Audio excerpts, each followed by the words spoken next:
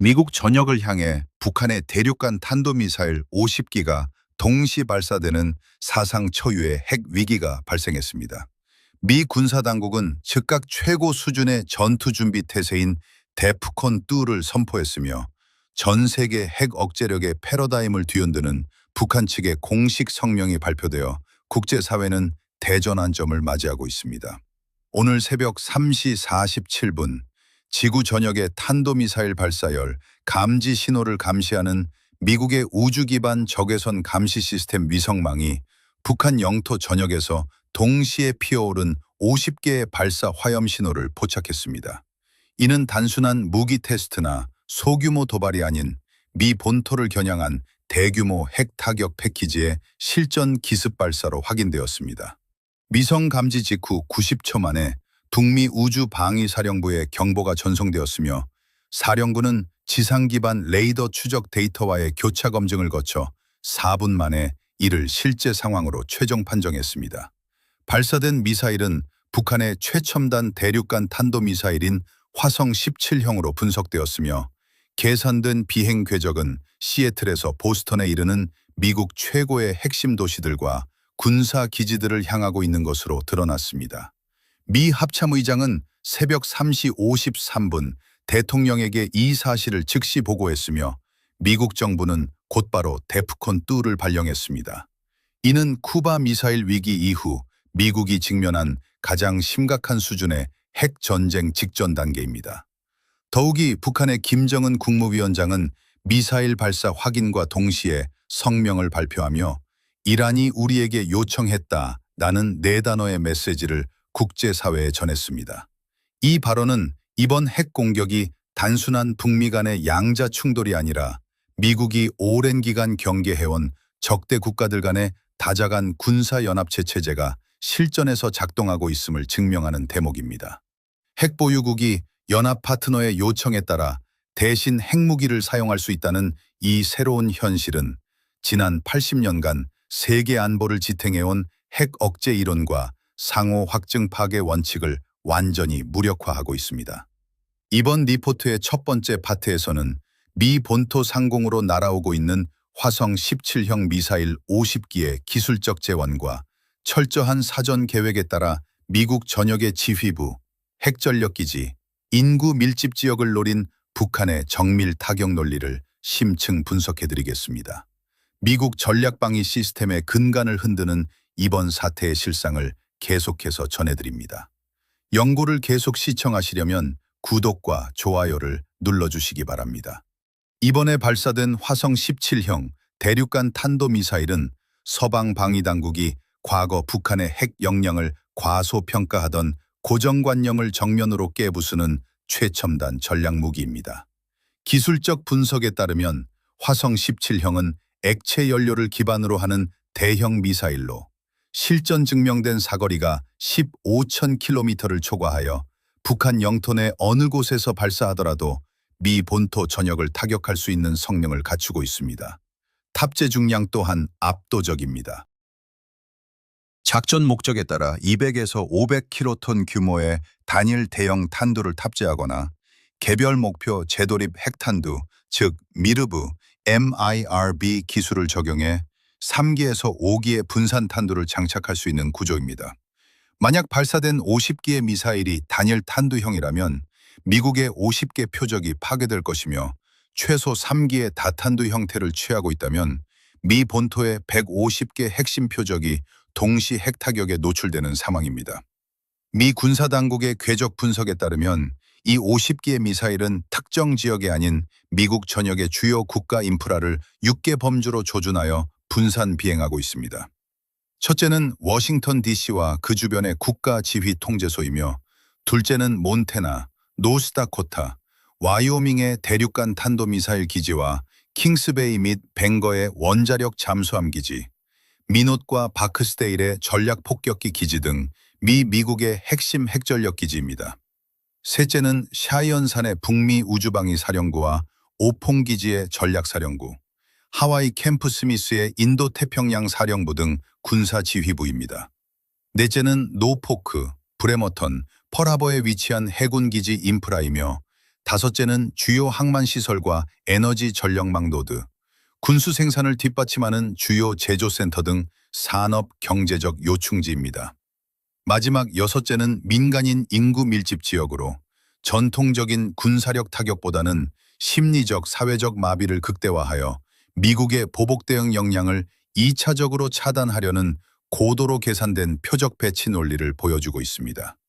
이 정밀한 타격 양식은 위기 상황에서 즉흥적으로 만들어진 것이 아니라 미국의 전략적 지리를 단연간 철저하게 연구한 북한 정보당국의 사전 계획에 따른 결과물입니다. 특히 서방 군사당국이 가장 우려하던 화성 17형의 종말 단계 유도장치 역량도 이번 발사로 실전 시험대에 올랐습니다.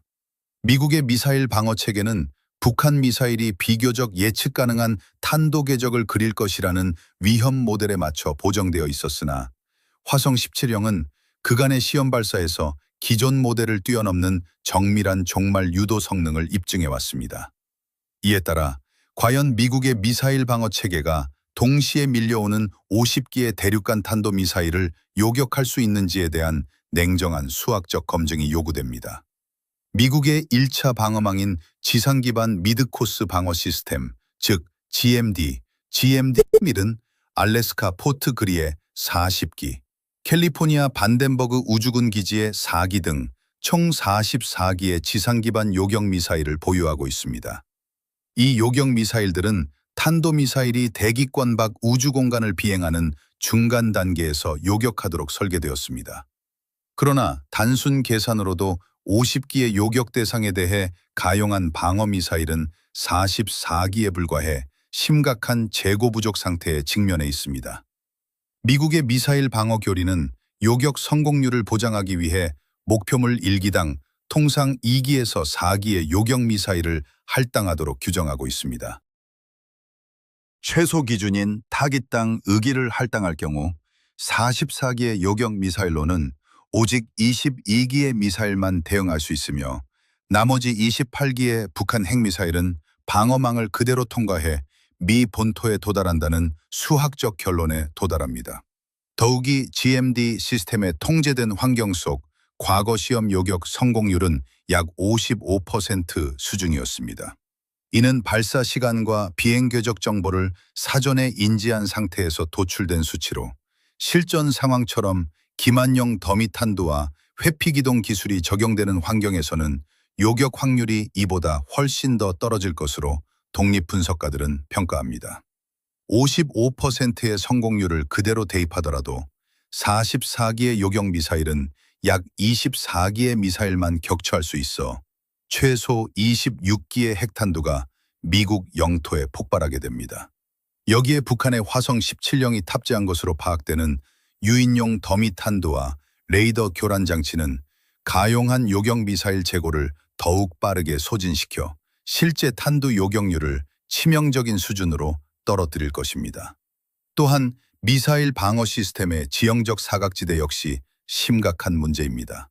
알래스카 기지 중심의 방어망 체계는 동부 해안 도시들을 향해 특정 각도로 진입하는 북한 미사일의 비행 궤적을 최적으로 포착하기 어려운 한계를 지니고 있습니다.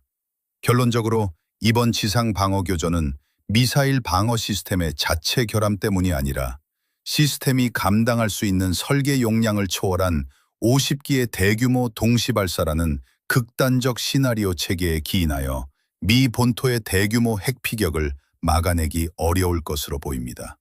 미국 전역에 발령된 데프콘2 체제는 단순히 경계태세를 강화한 데프콘3와 달리 미 군사 역사상 60년 만에 전면적인 핵전투 임박 상태로의 전환을 의미합니다. 이에 따라 미국의 3대 핵전력 기지는 즉각적인 실전 생존 및 대응 절차에 착수했습니다. 미노트과 바크스데일 기지에서는 전략 폭격기인 B-52H가 지상 피격을 피하기 위해 즉각 비상 이륙을 단행하여 공중 분산 배치에 들어갔습니다. 이는 적의 선제 핵타격으로부터 전략 자산을 보존하여 향후 국가 지휘부가 내릴 보복 및 제2격 작전 능력을 확보하기 위한 필수적인 방어 조치입니다. 동시에 해상에 전개된 전략 핵잠수함들은 발사 명령 한 단계 전에 최종 대기 상태인 발사 준비 태세로 전환되어 승조원들이 전투 배치되었으며 인증된 발사 명령 수신 후 첫 미사일 발사까지 단 90초가 소요되는 유기적 유도 체계를 가동 중입니다. 지상의 400기 미닌맨 3 대륙간 탄도미사일 4일로 역시 추적 웨이더가 실시간으로 갱신하는 북한 미사일의 비행 궤적에 맞춰 타격 솔루션을 계속해서 업데이트하며 전투 배치를 완료했습니다. 백악관 지휘부에서는 현재 북한의 탄두가 미군의 4.15 기지를 조준하고 있다는 궤적 분석에 따라 아군 미사일이 파괴되기 전에 먼저 발사하는 경고 즉시 발사, 도클린의 실행 여부를 두고 긴박한 논의가 진행 중입니다. 대통령의 핵가방이 개방되어 핵무기 사용 승인 코드가 검증되었으며 군사 통치권자는 불과 30분이라는 제한된 시간 속에서 인류 역사상 가장 치명적인 결단을 내려야 하는 압박을 받고 있습니다. 동시에 김정은 위원장의 성명에서 드러난 이란이 우리에게 요청했다라는 네 단어의 파장은 국제 안보 지형에 복합적인 파국을 몰고 왔습니다. 기존의 핵 억제 이론은 핵 보유국이 자국의 생존과 국가 이익을 지키기 위해 주권적 결정을 내리고 그에 따르는 핵보복의 대가 역시 스스로 감수한다는 상호 확증 파괴 원해보 원칙에 기반해 있었습니다. 그러나 이번 사태는 핵무기가 연합 세력 내에서 요청에 따라 제공되는 대리 타격 서비스로 기능할 수 있음을 보여줌으로써 결정자와 비용 부담자가 분리되는 기형적인 안보 비대칭성을 낳았습니다. 즉, 이란은 직접적인 핵보복의 위험을 회피하면서 연합 파트너인 북한을 통해 미국을 타격했고 미국의 물리적 보복은 북한 영토에 집중되도록 설계된 구조입니다. 북한 정권은 미군의 보복 타격을 감수하더라도 연합체 내에서의 생존과 다자간 세력권 개편 후의 이익이 refusal, 즉 거부 시 마주할 고립보다 크다고 판단한 내부적 계산법을 따르고 있습니다. 이로 인해 향후 전 세계 핵 전략가들은 단순히 핵보유국뿐만 아니라 그 핵무기 사용을 요청할 수 있는 주변 가상 적국들까지 모두 억제해야 하는 유례없는 방어 딜레마에 직면하게 되었습니다. 이 사태를 바라보는 주변 강대국들의 움직임도 극도로 긴박합니다. 러시아는 자국 군사력의 감시 태세를 격상하는 한편 북한의 발사가 자신들이 완전히 통제하지 못한 연합체제의 다자간 결정 구조에서 비롯되었다는 맥락 속에서 에스컬레이션, 즉 사태의 전면적 확산을 막기 위해 부심하고 있습니다. 미국의 보복 수위가 북한을 넘어 이란 등 연합 전반으로 확대될 경우 통제 불가능한 세계적 핵전쟁으로 번질 수 있기 때문입니다. 북한과 국경을 맞댄 중국 베이징 지휘부의 계산은 더욱 시급합니다. 미군의 대규모 보복이 초래할 한반도 내의 방사능 오염과 대규모 난민 사태 등 인도적 지정학적 재앙을 차단하기 위해 중국 당국은 미국의 보복 조치가 북한 영토 내로만 국한되도록 유도하기 위한 전례 없는 수준의 긴급 대미 외교 메시지를 타전 중인 것으로 알려졌습니다. 미 본토의 타격 예상 도시들에서는 민간 대피 경보 발령에 따른 대공황 가능성을 두고 당국자들의 고뇌가 깊어지는 가운데 지난 80년간 세계 평화를 간신히 유지해온 전통적 핵억제 체제는 오늘 새벽 전례 없는 종말을 고하고 있습니다.